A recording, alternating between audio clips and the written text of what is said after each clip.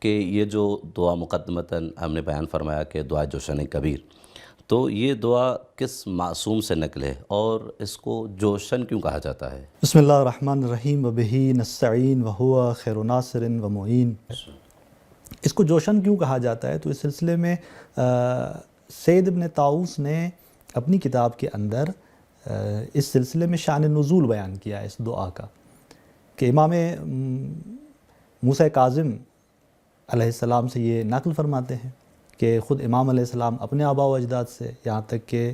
دوبارہ امام علی تک یہ سلسلہ پہنچتا ہے کہ امام علی علیہ السلام امام حسین علیہ السلام کو مخاطب ہوتے ہیں اور یہ جملہ فرماتے ہیں کہ یا بنیہ، اے میرے بیٹے، اللہ اعلمک سرا من اسرار اللہ عز و جل علمنی ہے رسول اللہ، کیا میں تمہیں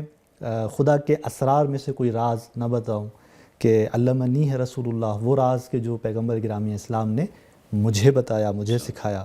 وکان من اسرارہ لم یطلع علیہ احد، اور وہ خدا کے ان اسرار میں سے ہے کہ کوئی اس پر مطلع نہیں ہے۔ قلت بلا، امام نے کہا کیوں نہیں، آپ بیان فرمائیں۔ تو اسی طرح امام علی علیہ السلام نے اسی دعا جوشن کبیر کو وہاں پر اور اس کے شان نزول کو بیان فرماتے ہیں کہ ایک مرتبہ جنگ احد کا وقت تھا اور وہ جنگ کا ماحول تھا۔ پیغمبر گرامی اسلام کیونکہ گرمی کی شدت تھی، چونکہ موسم بہت گرم تھا، اور دوسری جانب سے پیغمبر گرامی اسلام نے جوشن پہنی ہوئی تھی،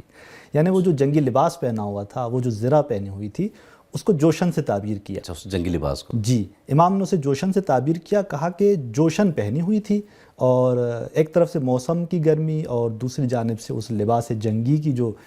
گرمی تھی، پیغمبر گرامی اسلام اس کو تحمل نہیں کر پایا۔ اچھا، وہ کسی خاص قسم کا لباس ہوگا یعنی، یا ہر کسی جنگ کے لباس؟ زرہ تھی اور جنگی لباس یوں اسے بیان کیا گیا ہے، خصوصیات اس کی بیان نہیں ہوئی۔ تو بہرحال ایسا تھا کہ جو گرمی ایجاد کر رہا تھا، یعنی اتنا سنگین تھا، اتنا گرم تھا، پہلے سے گرمی اور پھر لباس۔ جی،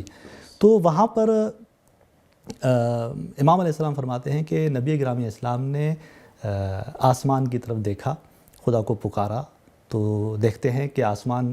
کے دروازے جو ہے وہ کھول دیے جاتے ہیں اور جبرائیل امین علیہ السلام نازل ہوتے ہیں اور پیغمبر گرامی اسلام پر درود و سلام بھیجتے ہیں کہ السلام علیکہ یا رسول اللہ کہہ کر وہ سلام کرتے ہیں، اور پیغمبر گرامی اسلام صلی اللہ علیہ وآلہ وسلم ان کے سلام کا جواب دیتے ہیں۔ پھر جبرائیل امین فرماتے ہیں کہ خداوند متعال وہ عالی اور عظیم ذات آپ پر درود و سلام بھیج رہی ہے، اور خدا کہہ رہا ہے کہ اخلع ھذا الجوشن واقرأ ھذا الدعاء۔ امیر المومنین امام علی علیہ السلام فرماتے ہیں کہ جبرائیل نے پیغمبر گرامی اسلام کو فرمایا کہ خداوند متعال کہتا ہے کہ اس جوشن کو اتارو، یعنی وہ جو جنگی لباس پہنا ہوا تھا اسے اتار دو اور اس دعا کو پڑھو۔ فَإِذَا قَرَأْتَهُ وَحَمَلْتَهُ، اگر آپ نے یہ دعا تلاوت کی اور اسے اپنے پاس رکھا، فَهُوَ مِثْلُ الْجَوْشَنِ الَّذِي عَلَى جَسَدِكَ، تو یہ اسی جوشن کی طرح رہے گی، اسی جنگی لباس کی طرح آپ کی محافظت کرے گی جو آپ کے بدن پر تھا۔ اور تو اسی وجہ سے جیسے ہم نے کہا کہ اس دعا کو جوشن کیوں کہا جاتا ہے، کیونکہ یہ دعا اس تناظر میں نازل ہوئی تھی،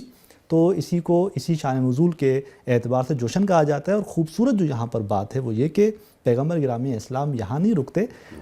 اپنی امت کے لیے اتنے دلسوز ہیں، مہرباں ہیں کہ جبرائیل امین سے فرماتے ہیں کہ کیا ذات پروردگار کی جانب سے یہ میرے لیے مخصوص ہے یا میری امت کے لیے بھی ہے؟ تو وہاں پر جبرائیل امین فرماتے ہیں کہ ھذا ھدیۃ من اللہ تعالی الیک و الی امتک، کہ یہ دعا در واقع ذات پروردگار کی جانب سے ایک ہدیہ ہے آپ کے لیے اور آپ کی امت کے لیے۔ تو اس طرح یہ عظیم تحفہ جو ہے جناب رسول گرامی اسلام کو ملتا ہے، اور اسی جوشن کی وجہ سے جو اس کے اندر تذکرہ تھا اور جس کی وجہ سے یہ نازل ہو رہی تھی، اس دعا کو جوشن سے تعبیر کیا جاتا ہے۔